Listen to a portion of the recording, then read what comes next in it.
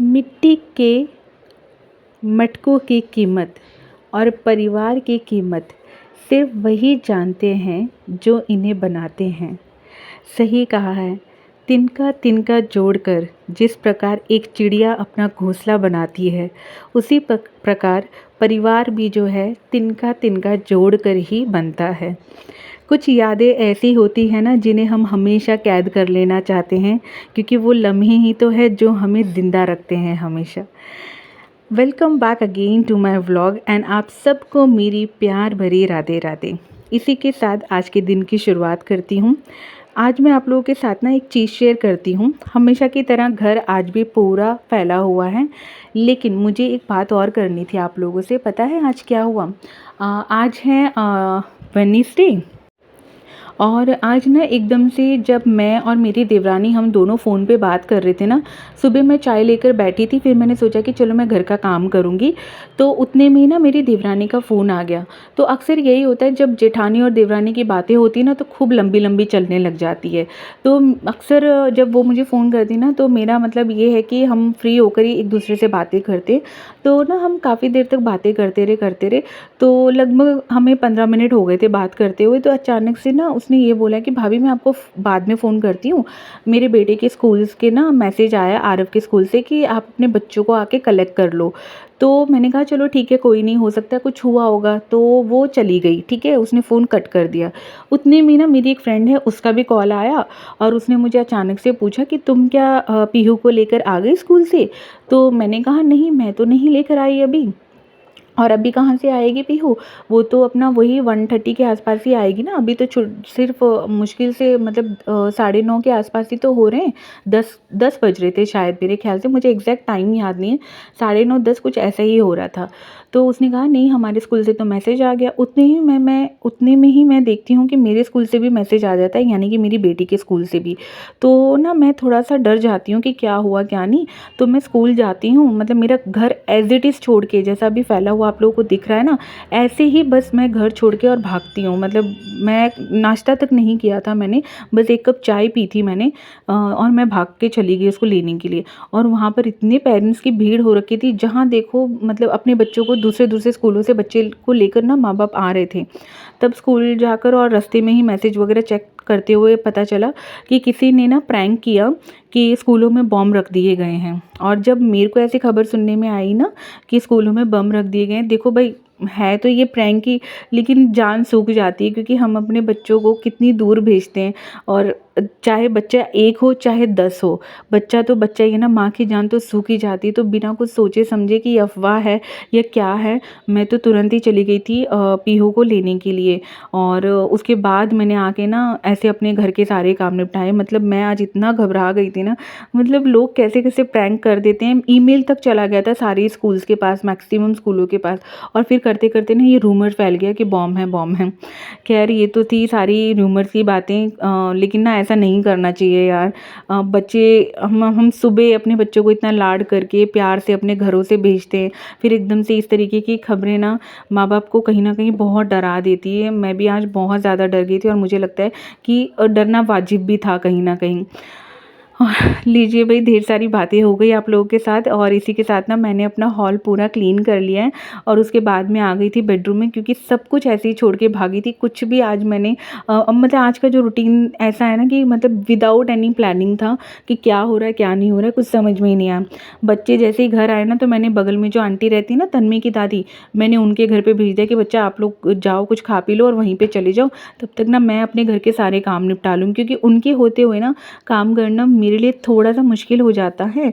तो मैंने उन लोगों को वहीं पे भेज दिया था, और वो लोग काफ़ी खुश थे, क्योंकि उनके भी घर पे परिवार आ रखा था उनका मेरठ से। तो काफ़ी बच्चे हो गए थे उनके घर पे, तो 2 मेरे भी चले गए। तो खूब आवाज़ें मुझे मेरे घर तक सुनाई दे रही थी। बच्चे खिलखिलाते ही अच्छे लगते हैं। और फिर उसके बाद ना मैंने पूरा अपना बेडरूम भी देखिए क्लीन कर लिया आप लोगों के साथ बातें करते करते। बेडशीट मैंने चेंज नहीं करी, क्योंकि ऐसा मेरे को अभी गंदी लग नहीं रही थी। और बेडशीट ना मेरी जल्दी ख़राब भी नहीं होती, मतलब बिछाओ तो अच्छे से टिक जाती हैं, ऐसा नहीं कि बहुत ख़राब होती है।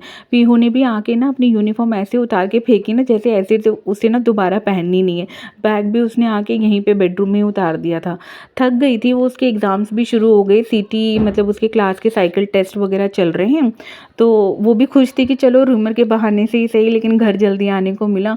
लेकिन जान तो मेरी सूखी पड़ी थी, उसको तो बस ये था कि घर जल्दी आने को मिला। उसने अपने स्कूल के भी किस्से बताए कि मम्मा हमारी क्लास में भी ना मतलब सब टीचर्स डर गई थी और कितने सारे पेरेंट्स ना अपने बच्चों को मतलब नाम अनाउंस कर करके उनके बच्चे जा रहे थे।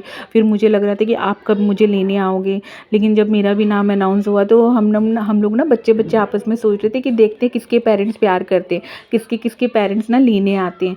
तो फिर ना जब मेरा नाम अनाउंस हुआ तो मैं भी एकदम खुश हो गई कि हाँ मेरी मम्मा भी मुझे प्यार करती है। मैंने कहा ये क्या बेतुक की बात हुई, मतलब तुम लोग ये इस तरीके से क्या बातें करते रहते हो।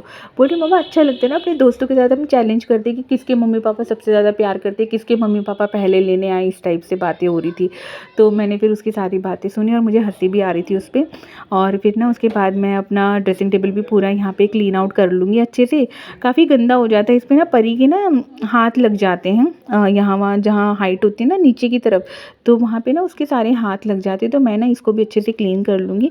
उसके बाद मैं आ गई थी यहाँ पे टीवी यूनिट के पास, जो नीचे कबर्ड रखा हुआ है ना जिसमें मेरे बच्चों के कपड़े रहते हैं, डॉटर मेरी दोनों डॉटर्स की। तो बस इनको भी ऊपर से मैं अच्छे से यहाँ पे डस्टिंग कर लूँगी बढ़िया से। डस्टिंग एक ऐसी चीज़ है ना जो हम अवॉइड अगर ज़्यादा दिन तक कर दें या 1 से 2 दिन भी हम मतलब स्किप कर दें तो पूरे घर पे ना धूल ऑटोमेटिकली नज़र आने लग जाती है। तो बस जी मैंने पूरे घर में अच्छे से डस्टिंग कर ली थी। अब मैं आ गई थी आखिरी रूम में जो कि मेरे लाला का है, और यहाँ पर कोई सो नहीं रहा है इस समय। सर्दियों में तो खैर मेरी बेटी सोती है यहाँ पे, बड़ी वाली पीहू, पर गर्मियों में इस रूम में एसी नहीं है तो फिर हम सब जो है बाहर वाले बेडरूम में ही सोते हैं वहीं पे, क्योंकि बस एक बाहर वाले रूम में ही एसी लगा हुआ है। ऐसे ही होता है ना मिडिल क्लास फैमिली में, बस एक रूम में एसी होता है, उसी में खचाखच खचाखच सब भर के सोते हैं। तो मेरे घर में तो ऐसा ही है, तो बिजली की बचत भी हो जाती है और किराए पे है तो क्या क्या खरीदेंगे, कितना खरीदेंगे। तो बस जी एक ही रूम में एसी है, दूसरे में नहीं है। और एसी लगवाना बड़ी बात नहीं है, बिल पे करना बहुत बड़ी बात हो जाती है। जब 2-2 हज़ार 3-3 हज़ार बिल आता है या 4-4 हज़ार बिल आता है ना, तो वो एकदम पॉकेट पे हैवी हो जाता है। महिला होने के नाते हमें ये भी सोचना है कि अपने घर के बजट को बना के रखना है, ना कि बिगाड़ना है। तो छोटी छोटी सेविंग्स होती है, छोटी छोटी टिप्स एंड ट्रिक्स होती है जिनको फॉलो करके ना मैं भी अपने घर का बजट बना के रखती हूँ। कोशिश यही रहती है कि इससे ज़्यादा खर्चा ना हो और कोई भी अनवांटेड खर्चा जो है हमारी फैमिली में ना आए, हमेशा कोशिश यही रहती है। और ये लीजिए बेडरूम भी पूरा अच्छे से क्लीन हो गया है। उसके बाद ना मैं यहाँ पर बढ़िया से डस्टिंग कर दूँगी। हेडबोर्ड पे भी ना पीहू की सारी ट्रॉफीज़ रखी रहती है।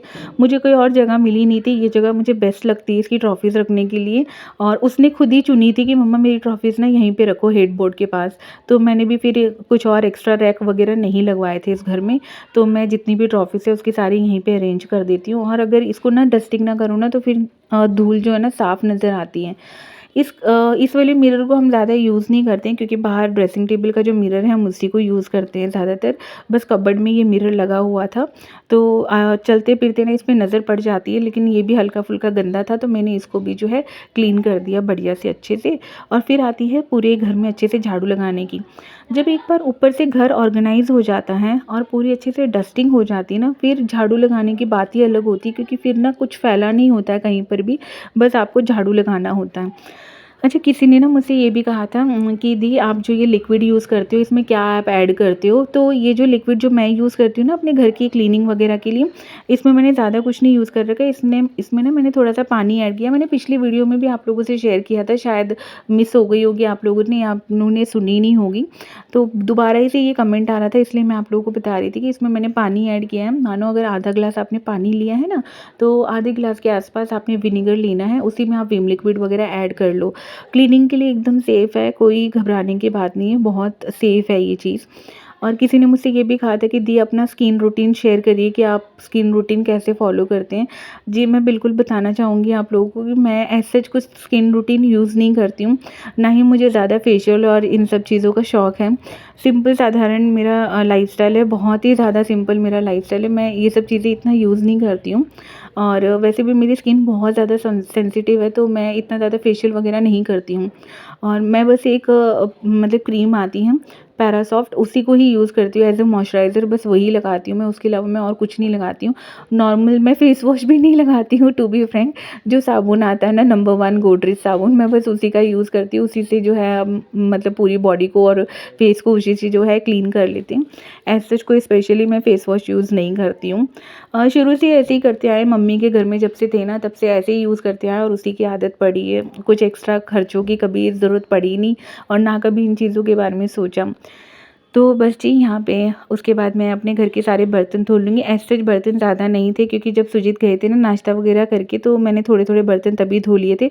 बस चाय वग़ैरह के बर्तन मैंने नहीं धोए थे, वो मैं इस वक़्त धो लूँगी अच्छे से बढ़िया से। यही होता है, अगर थोड़े-थोड़े बर्तन हम धुलते रहते हैं ना तो एक साथ सिंक में ना जब ज़्यादा बर्तन हो जाते हैं ना तब जो सर दर्द होता है ना, अरे इतने सारे बर्तन धोने पड़ेंगे, तो वो वाली चीज़ नहीं होती है। लगता है कि हाँ, थोड़े-थोड़े हैं तो जैसे सुबह के बर्तन हैं तो सुबह ख़त्म कर लो, दोपहर के तो दोपहर को, शाम को है तो शाम को, मतलब जो 4-5 टाइम के बर्तन होते हैं ना एक साथ धो लो, तो उससे क्या है टाइम सेव भी होता है, ज़्यादा बर्तन नहीं धुलने पड़ते हैं और थकान नहीं होती, वरना ना बर्तनों को देख के आधी नेगेटिविटी किचन में रहती है। तो मेरी कोशिश हमेशा यही रहती है कि जितनी बार भी अगर मेरे को लग रहा है कि मेरे सिंक में बर्तन इकट्ठा हो रहे हैं तो मैं उनको बार-बार धो लेती हूँ। मुझे ये ज़्यादा कन्वीनिएंट लगता है रेदर देन पूरा सिंक भर के और उसके बाद धोना, वो मुझे कन्वीनिएंट बिल्कुल नहीं लगता है। दूसरा कॉकरोच बहुत मंडराते हैं, अगर ऐसा कुछ हो जाता है ना तो कॉकरोच बहुत ज़्यादा मंडराते हैं। तो बस उसी चीज़ को अवॉइड करने के लिए मैं जो अपने सिंक में है जो बर्तन नहीं छोड़ती हूँ।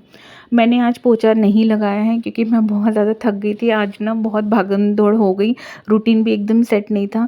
और अब इस समय जो है ना दोपहर के 1:30 के अराउंड हो रहा था, तो मुझे खाना भी बनाना था क्योंकि मैंने खाना नहीं बनाया था, अदरवाइज़ मैं मॉर्निंग में ही बनाती हूँ। तो बस मैंने नहीं बनाया था वो, तो मैं अभी वो भी बना लूँगी। और ये ना मैंने यहाँ पे स्प्रे छिड़क दिया था क्योंकि ये ना चाय गिर गई थी यहाँ पे, तो चाय के दाग लग जाते हैं ना, वो जल्दी छूटता नहीं है चाय पत्ती वाला। तो बस यही जो स्प्रे मैंने अभी आप लोगों को बताया ना, वही स्प्रे के छींटे मैंने यहाँ पे मार लिए थे। उसके बाद देखिए जस्ट मैंने वाइप किया है और सारा जो दाग है वो छूट गया है। पूरा घर इस समय क्लीन आउट हो गया है। मैंने भी थोड़ा-सा अपने आप को हाइड्रेट कर लिया। मेरी आदत है बीच-बीच में पानी पीने की, तो वही मैंने पी लिया है। बस चाहे कुछ भी हो, कितनी बार भी घर साफ़ कर लो, लेकिन जो सुबह की सफाई होती है ना, एक बार अगर वो हो जाती है ना, तो फिर लगता है कि हाँ, अब सुकून है। ऐसा नहीं कि घर फैलता नहीं है। मतलब संवरा है तो बिखरेगा, बिखरा है तो सँवरेगा। ये पूरे दिन का प्रोसेस होता है। जिस घर में बच्चे हैं, तो वहाँ ये प्रोसेसिंग थोड़ी ज़्यादा हो जाती है। पीहू तो नहीं फैलाती है, पर परी बहुत ज़्यादा घर फैलाती है। देखिए साफ़ होने के बाद कितना पॉज़िटिविटी लग रहा है घर में, बहुत ही प्यारा लग रहा है। और इसी के साथ मैं अपना व्लॉग यहीं पे एंड करूँगी, फिर मिलती हूँ अपने नेक्स्ट व्लॉग में। वीडियो अगर ज़रा से भी अच्छा लगा हो तो लाइक ज़रूर कर दीजिएगा, और अगर आप मेरे चैनल पे पहली बार आए हैं तो प्लीज़ मेरे चैनल को सब्सक्राइब कर दीजिएगा। फिर मिलती हूँ अपने नेक्स्ट वीडियो में। तिल दिन बाय, टेक केयर, हँसते रहिए, हँसाते रहिए, मुझे याद करते रहिए और हरि बोल।